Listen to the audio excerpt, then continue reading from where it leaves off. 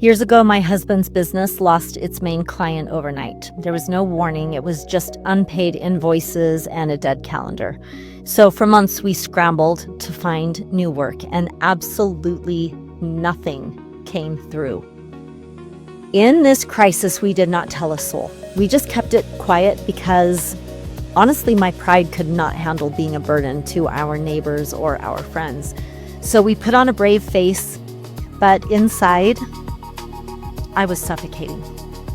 Well, one night when I was feeling extra distraught, I got in my car and I drove around aimlessly, and I ended up just sitting alone in a deserted parking lot, and I broke down.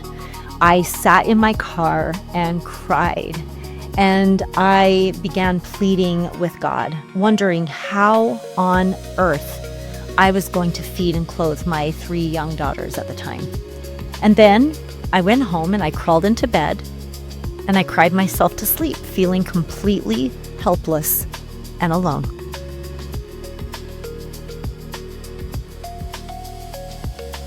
Welcome to the Fearless Household.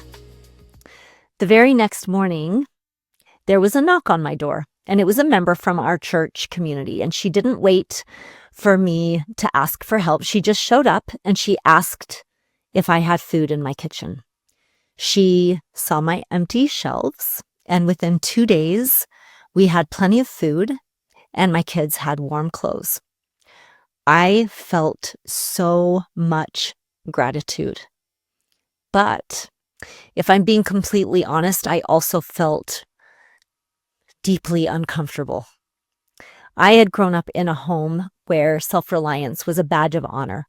My parents went through plenty of financial ups and downs, but they kept the behind-the-scenes struggles pretty hidden from us, and they never accepted government or church assistance. So I grew up believing that they did it all entirely on their own, and it wasn't until I became an adult that I learned that during some of their hardest seasons, family had stepped in to help them.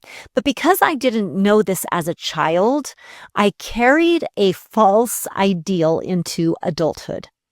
I genuinely believed that if I just worked harder or sacrificed more and did everything right, I could buy my own total security.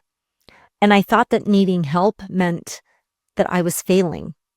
But here's the reality.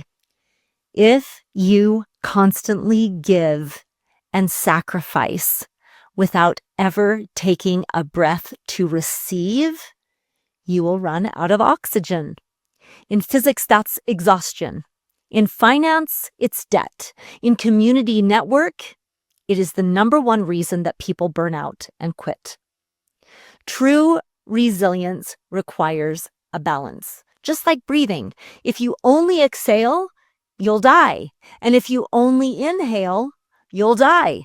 We need to learn how to breathe out and breathe in order to survive. And when we refuse help, we may think we're being strong, but in reality, we are just using pride to isolate ourselves. Think about our greatest example, even Christ. In his moments of deepest agony in the garden, he accepted the strength of an angel that was sent to help him. He didn't push the help away and say, I've got this. He received it. If we want to build neighborhoods that can survive a shaking world, we have to dismantle our pride and break the habit of keeping score. And that is exactly why inside our pod app, we didn't build a digital marketplace or a shopping registry. Instead, we built the Stewardship Exchange, and it operates on 2 distinct tabs to keep things clean. So the first tab is Donate. This is a space for requests or offers that are truly free. There are no strings, no trades, no scorekeeping. If you have an extra gallon of milk from your milk cow, you just post it here. And if you're completely out of food and you need a hot meal brought to your door, you can vulnerably type out that need so that a neighbor can claim it and serve you.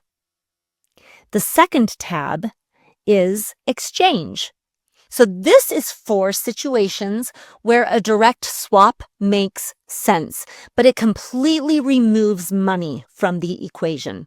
If you need a truck, for example, to haul firewood this weekend, then you can post that request here and offer to fix that neighbor's leaky kitchen faucet in return.